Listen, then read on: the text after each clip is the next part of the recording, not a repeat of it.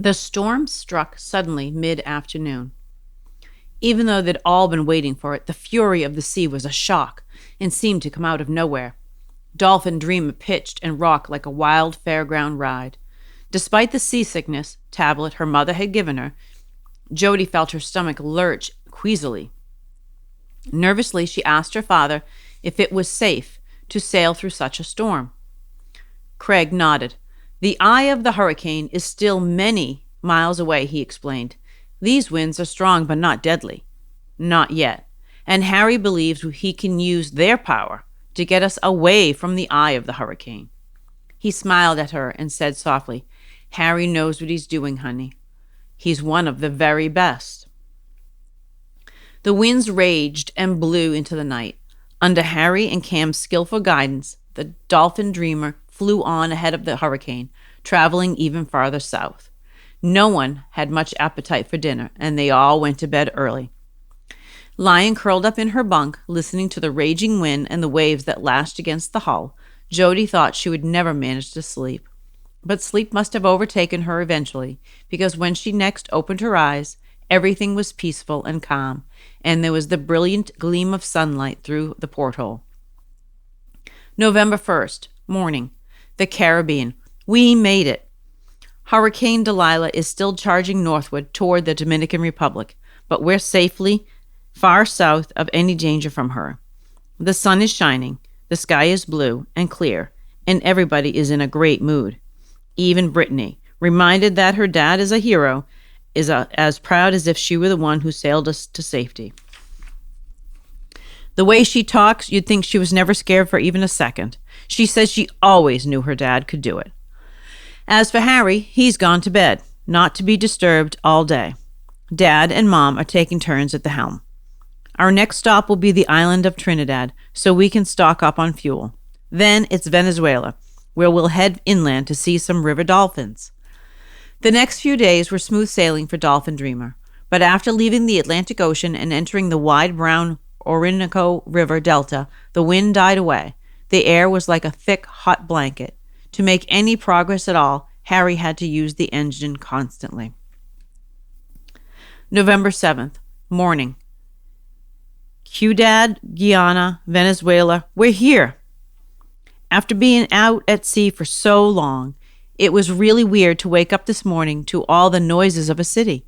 Traffic, horns, sirens, people's voices shouting, some kind of heavy machinery, even music. And the smells. Motor oil, exhaust, garbage, frying food, and I don't know what else. We're berthed in a noisy but busy riverfront harbor. But we won't be in the city for long. We're just waiting for a scientist named Dr. Leon Portillo to come and take us to the research station, which is farther upriver. And then we'll finally get to see the mysterious river dolphins. The sound of voices from the deck made Jody look up. Was Dr. Portillo here? Quickly rolling off her bunk, Jody put her diary into the bag she had already packed with the clothes and things she needed for her time away. Resting beside it was Brittany's stuffed, much larger carry-all. Jody came into the main cabin just as her father came down the hatch. With him was a short, slim man with jet black hair and olive skin. Everyone, this is Dr. Leon Portillo, said Craig. Dr. Portillo, this is my wife, Dr. Gina McGrath, and over there is the other scientist involved with Dolphin Universe, Dr. Jefferson Taylor. Dr. Taylor hastily got up from the table and came over to shake hands with the newcomer. Very pleased to meet you, Dr. Portillo, he said in a polite smile, stretching his round face. The pleasure is mine, said the Venezuelan scientist. Please call me Leon, all of you, he urged. Otherwise there will be too many doctors on board. Craig quickly introduced everyone. Would you like a cup of coffee, Gina offered, or would you rather we leave right away? I know it's a long journey to the research station, and we're all packed and ready to leave. We sure are, Sean declared enthusiastically. Leon's smile faded. His eyes flickered uneasily around their eager faces. I'm afraid there's been a slight change of plans, he said softly. Jody's stomach clenched with anxiety. Surely the trip was still on. What's wrong? Craig asked, frowning anxiously. Leon turned to him. El Boto Grande, that's the biggest boat at the research station, is having engine trouble. so I've had to come get you in Tonina instead, and she's much smaller," Leon explained. He looked apologetic. "So I'm afraid that it won't be possible to transport 8 people as we had originally planned.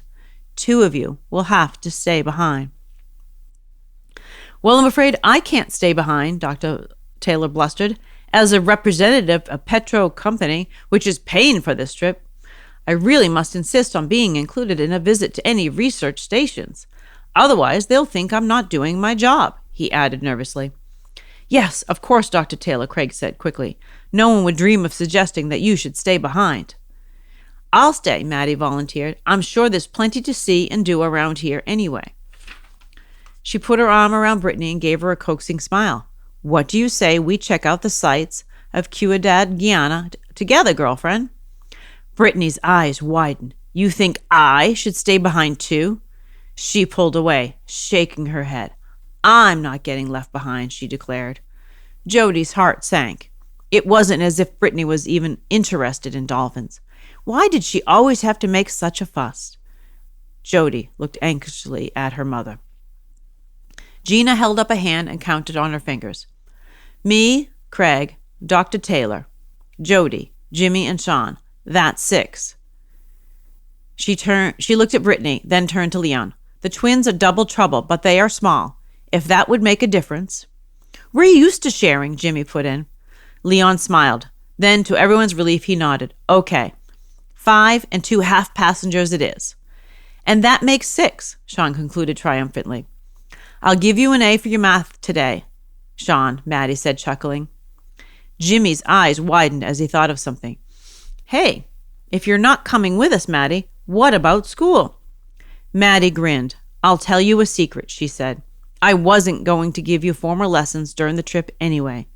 You've all been working so hard lately. You've earned a break." Jimmy and Sean both cheered. "But," Maddie went on, shaking a warning finger at the boys, "just because I'm not along to give you lessons doesn't mean you stop learning.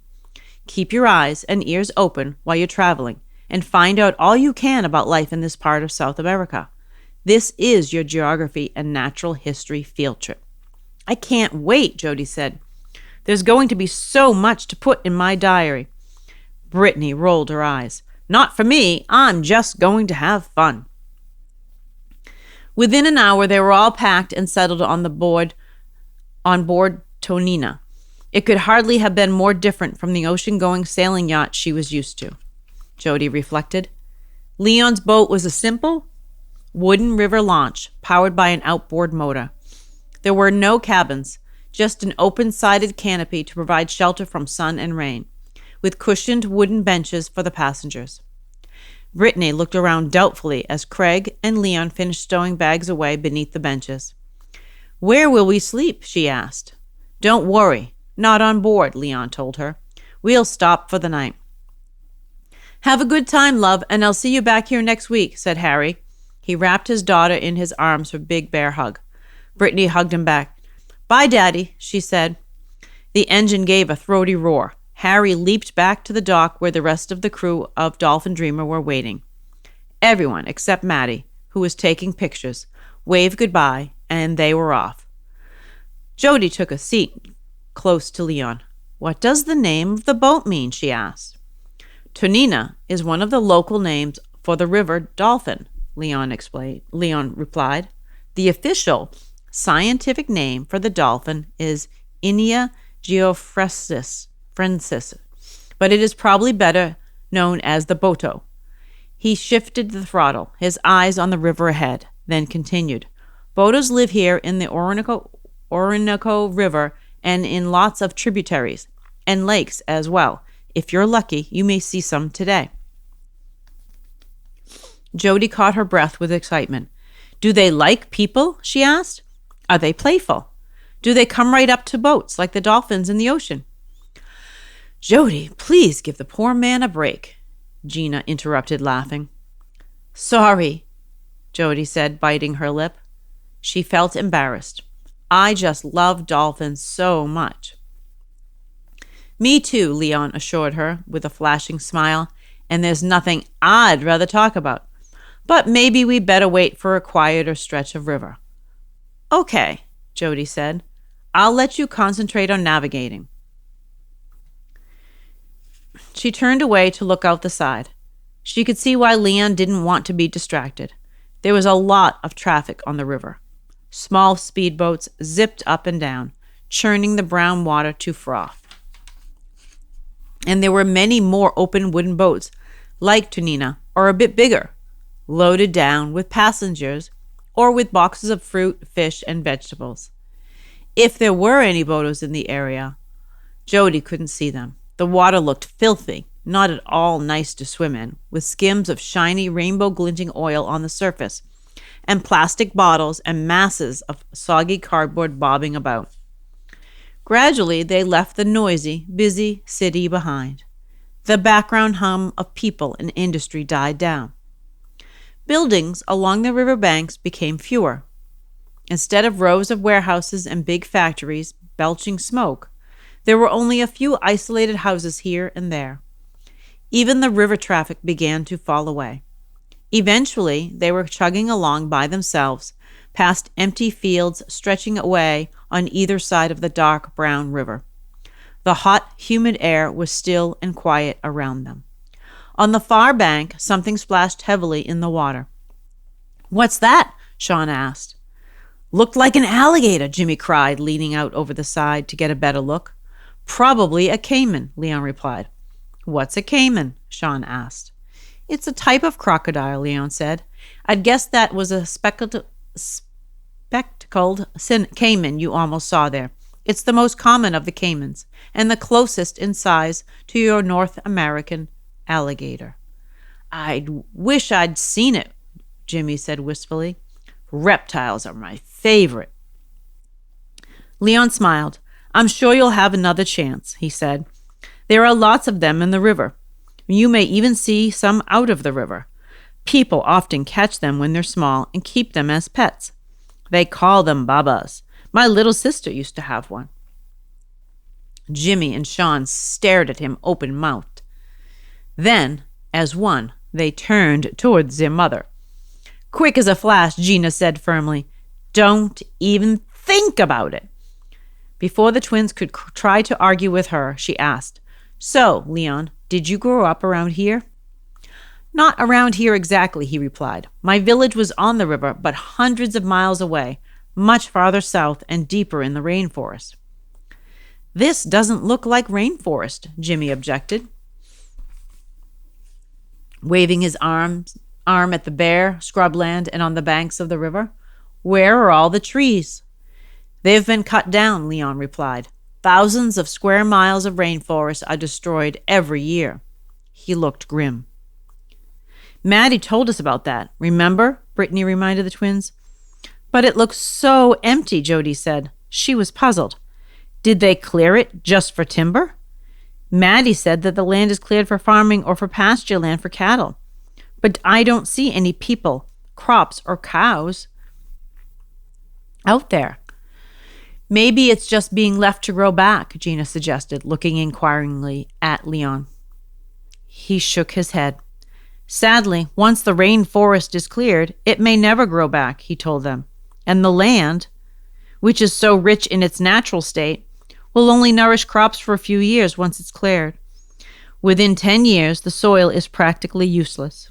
And of course, once the trees and other plants are gone, the animals disappear too." "But not the dolphins," Jody said anxiously.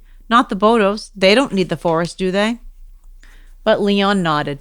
"Everything in nature is interconnected," he told her. "The boto is different from other types of dolphin. It has adapted to life in the rainforest." "But they live in the river." "Not the forest," Jody said, puzzled. Leon smiled. "During the rainy season, Jody, there's not such a big difference. A lot of the forest is flooded. Fish swim among the trees, and the botos swim right after them." Jody's eyes widened. "Really? The dolphins swim in the forest?" The idea was strange and magical. "I wish I could see that." "You'll have to come back during the rainy season, then," he told her, "and maybe put on some scuba diving gear." He grinned. "The botos aren't so easy to track when the rivers are high."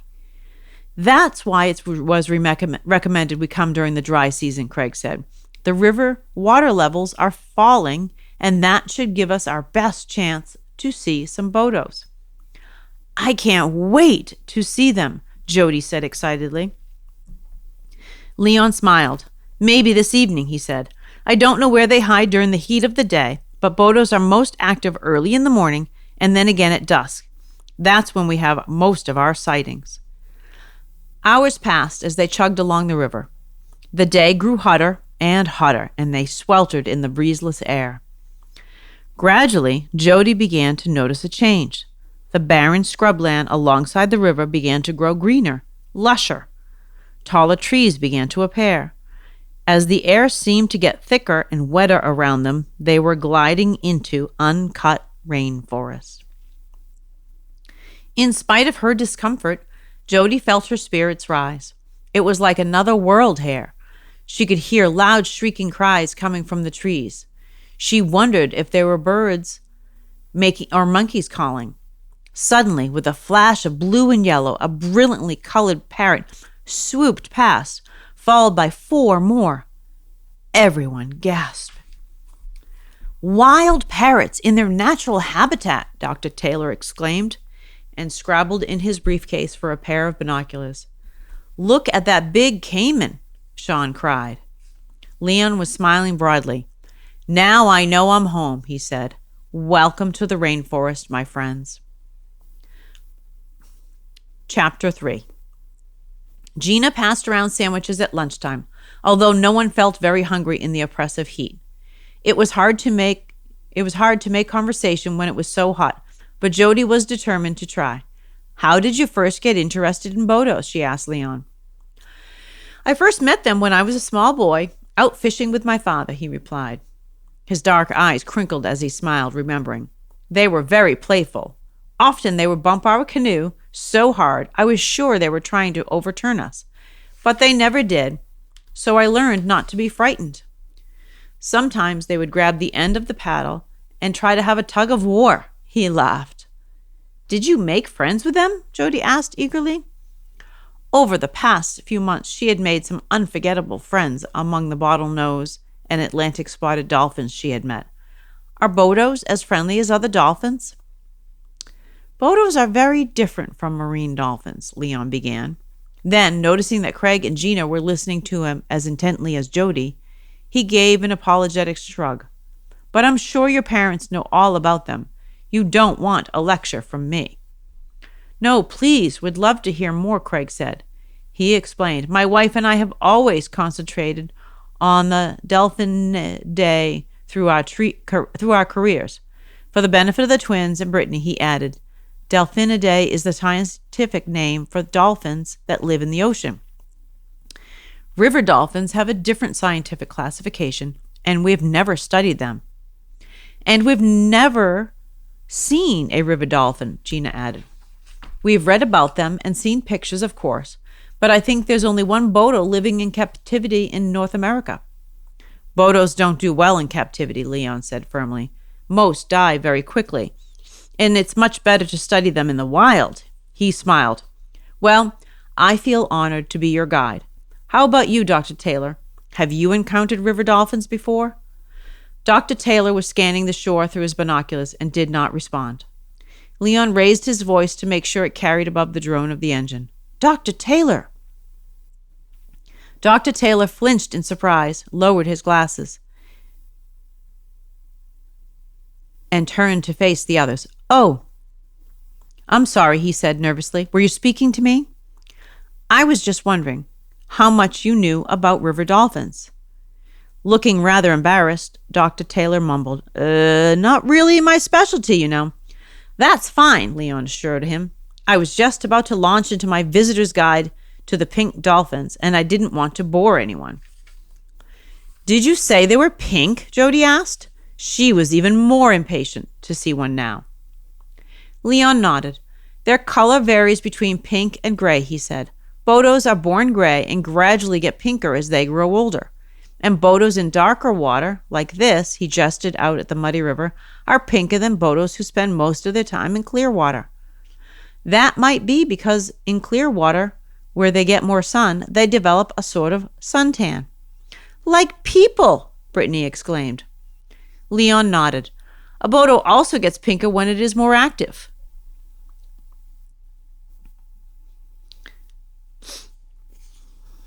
And when it's excited, like a pale-skinned person blushing.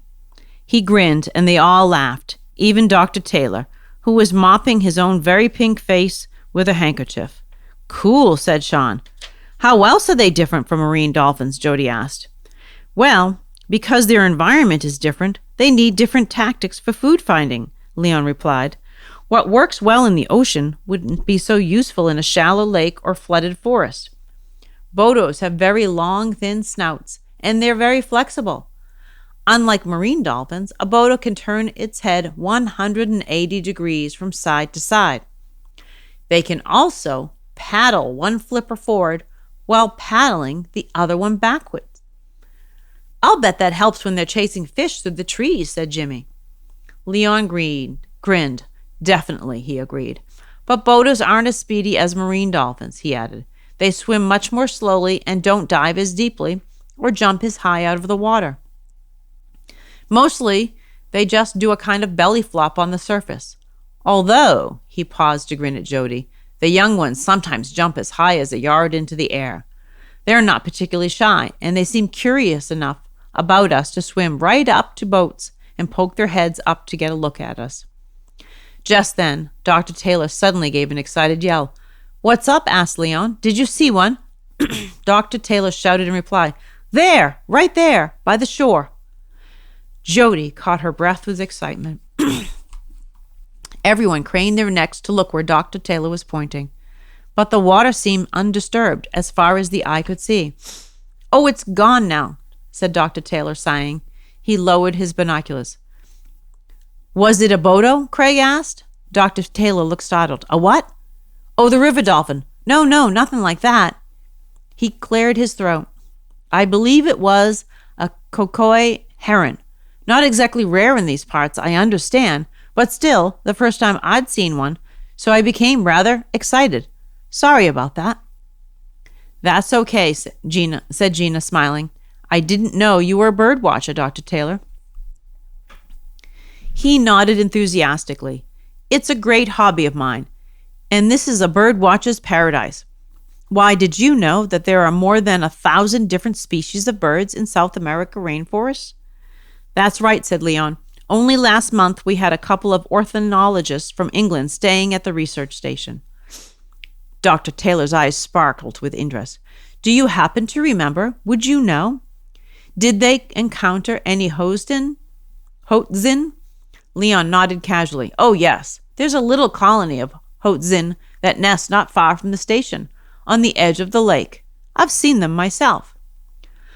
Dr. Taylor clasped his pudgy hands beneath his chin and gave a deep sigh. Oh, how exciting. Such a strange and unusual bird. Quite prehistoric in many ways. I've always longed to see one. Do you think I might have a chance?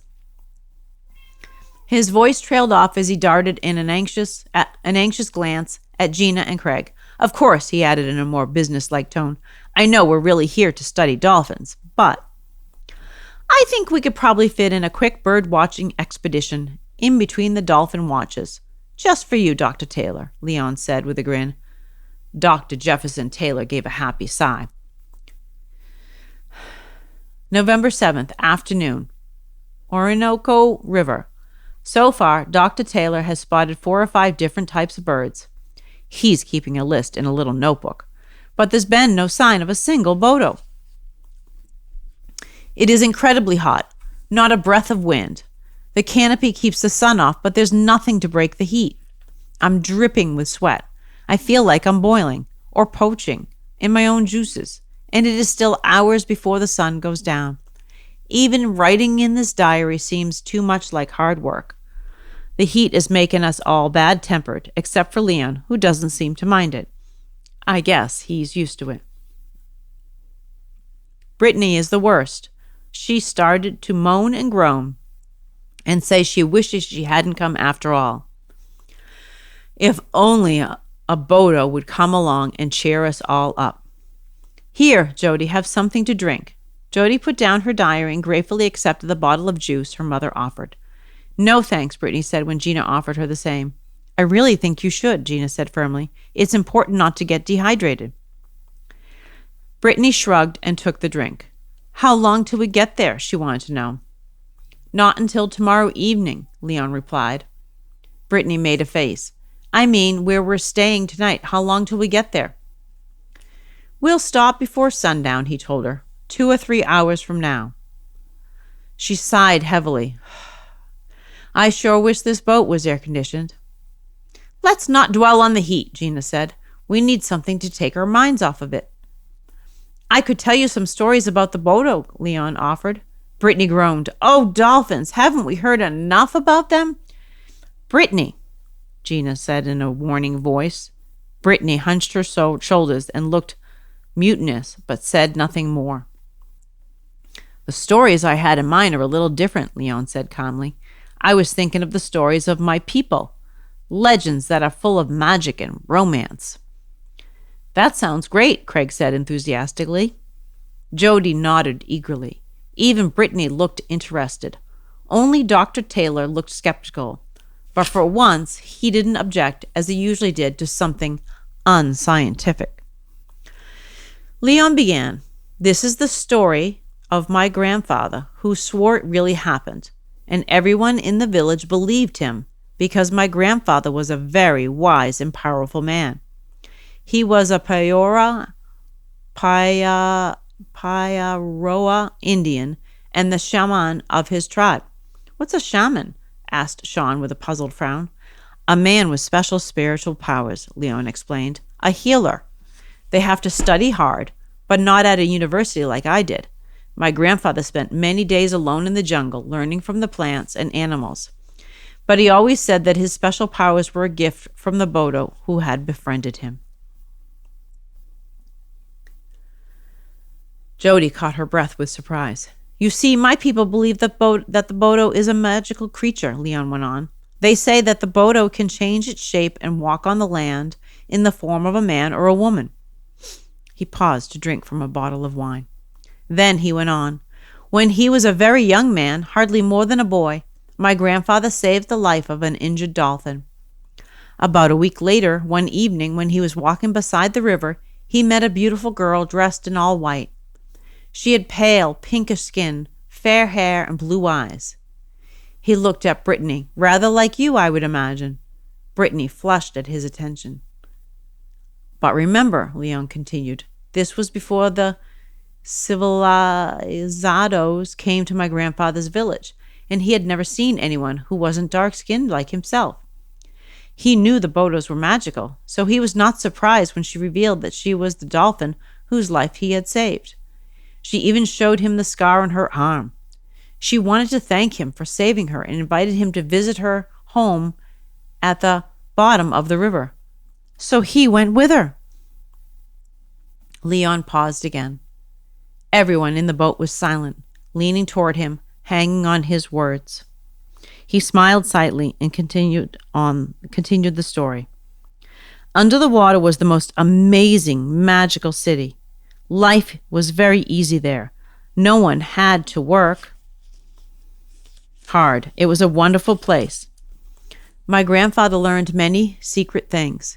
He said he could have stayed there forever, as the beautiful dolphin girl loved him. But he decided to return home and use his new knowledge to help his people. And so he did.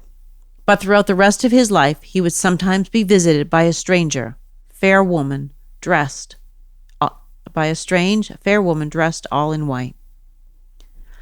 Jody looked at Brittany sitting there in a white shirt, shorts, socks, and sneakers. What a spooky coincidence that she'd chosen to dress all in white today. In fact, everyone in the boat was looking at Brittany as Leon finished his story. She flushed even more and turned abruptly, leaning out over the side as if in search of a cooling breeze. At that moment, there was a splashing sound. Suddenly, 3 small, grayish dolphins appeared, leaping high in the air, twisting and turning as if putting on a show before splashing heavily down onto the water again. Brittany yelped as a spray of water cascaded over her. Then unexpectedly she sighed. She laughed. Hey, that feels good. Thanks for cooling me off, guys. Jody laughed too. She was pleased that Brittany was being a good sport for once, and she felt excited by this first unexpected sighting. But something was puzzling her. As the dolphin swam rapidly away, she turned to Leon to ask, Were those Bodos? I thought... Leo shook his head firmly. No, those were some of the other dolphins we get in the river. They're called Tucuxi, and they're not true river dolphins, not like the Bodo, which has evolved to live only in rivers. Tucuxi are found along the coast as well, and they are relatives of the marine dolphins. You might have noticed that they looked rather like a small bottle-nosed dolphin. I wish I'd managed to get a picture, Gina said, ruefully holding the camera she'd just pulled out of her bag, but they were too quick for me. There will be other chances, Leon told her. We often spot them feeding in small groups alongside the Bodos. It's the Bodos that are hardest to photograph, he went on. They're not shy, but they don't spend much time above the surface. You have to get your camera ready to shoot at the very first sight of them. He broke off, his attention caught by something else. Brittany, that's not a good idea, he said sharply. Brittany had been leaning over the edge of the boat. She straightened up now and gave him a puzzled look. I was only splashing a little water on my face, she said, to cool down. The dolphins gave me the idea. Don't worry, I'm not going to drink it. She leaned back over the side, trailing one hand in the water. It's dangerous, Leon replied. You don't want the piranhas to bite off your fingers, do you? Brittany laughed and continued to trail her hand through the water. Oh, sure. I'm serious, he said. These waters are full of biting fish. Yes. Yeah, and there's an underwater city with dolphin people who look just like me, she replied in a bantering tone. Leon frowned slightly and turned to Gina. Maybe if you tell her, but it was too late. Brittany gave a blood-curdling scream.